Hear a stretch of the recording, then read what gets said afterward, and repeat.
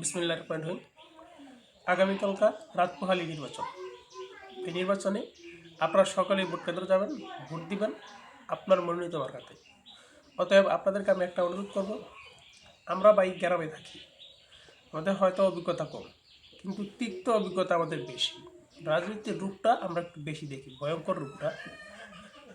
তো আমি আপনাদেরকে অনুরোধ করবো, যারা তৃণমূল পর্যায়ে রাজনীতি করেন, বিশেষ করে নেতার লোক যারা জীবন দিলেন।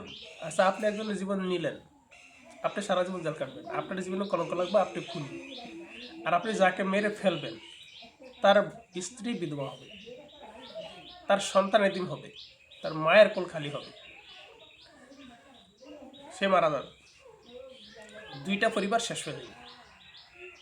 আর আপনার রক্তের উপর পাড়া দিয়া, আপনার কাদের উপর পাড়া দিয়া নেতা হইব আপনার দলের এমপি ক্যান্ডিডেট। সে থাকবো কোথায়? সে থাকবো সংসদ হোস্টেলে, সে সরকারি বাড়ি গাড়ি উপভোগ করবো, তার ছেলে মেয়ে বিদেশে পড়াশোনা করব। আপনি নেতার পক্ষ করে একজনকে খুন করবেন, আপনি জেলে থাকবেন, আপনার ছেলে মেয়ে অশিক্ষিত হবে, মূর্খ হবে, রিক্সা চালা খাইবে, বেড় চালা খাইব, আনাচা কাছে রাস্তা রাস্তা করবো, আপনার সংসার নষ্ট হয়ে যাবে। আর আপনি যাকে মেরে ফেলবেন তার সংসারটা ঠিক এইভাবে হয়ে যাবে। কিন্তু নেতায় সুখী থাকবো। তাহলে মারামারি করবেন কার জন্য? দুই দলের দুই নেতার জন্য। আপনি করবেন আপনার দলের নেতার জন্য, অন্য করবো অন্য দলের নেতার জন্য। নেতারা দেখবেন একসময় ঠিকই তাল মিলে চলতেছে, কিন্তু আপনারা আমার মারামারি করে কোনো লাভ নেই।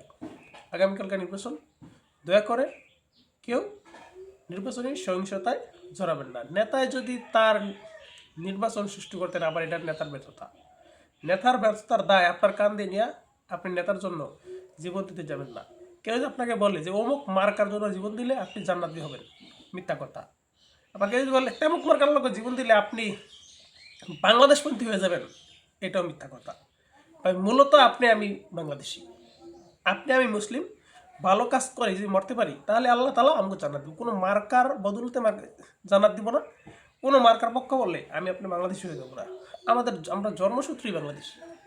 অতএব কোনো মানুষের বিব্রতকর মিথ্যাচারে, কুকথায় কান দিবেন না। নিজের জীবন আগে, তারপর রাজনীতি। অতএব সহিংসতার রাজনীতি থেকে দয়া করে সকলে বিরত থাকবেন।